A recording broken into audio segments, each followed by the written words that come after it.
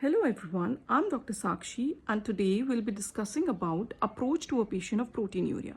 So first of all, we should know how much is the normal protein excreted in the urine daily.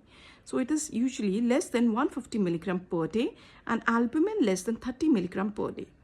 So if urine dipstick test is showing proteinuria, we have to evaluate the patient for proteinuria, for which we have to first quantify that how much protein the patient is excreting, for which we have to take the 24-hour urine sample for proteinuria, or we can see the early morning spot sample of albumin by creatinine ratio.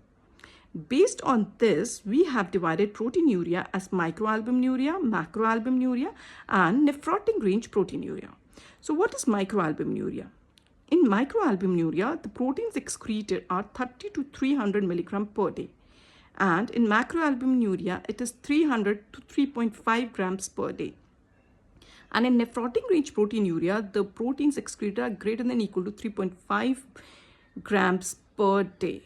So now what are the causes? If the patient has microalbuminuria, the common causes are early hypertension, early diabetes, or early stages of glomerulonephritis, especially if the urine routine is showing RBCs or RBC cast.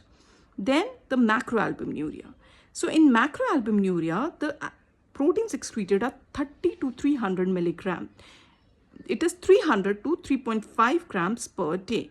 So in that case, the causes are, in addition to hypertension, diabetes, and glomerulonephritis, we should also do the urine protein electrophoresis to rule out the multiple myeloma associated proteinuria.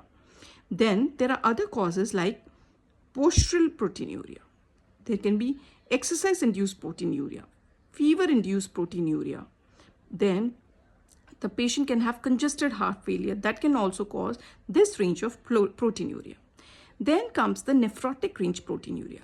So in the nephrotic range proteinuria, the common causes are diabetes, amyloidosis, minimal change disease, membranous nephropathy, IgA nephropathy, and focal segmental glomerular sclerosis. So this is very simple. If you'll see that a urine dipstick test of a patient shows proteinuria or it's positive, then how to go ahead with this? First of all, we have to quantify the amount of protein that are excreted in the urine, and accordingly we have to rule out the causes of proteinuria so that we can easily approach to a diagnosis and a treatment given to the patient. Thank you.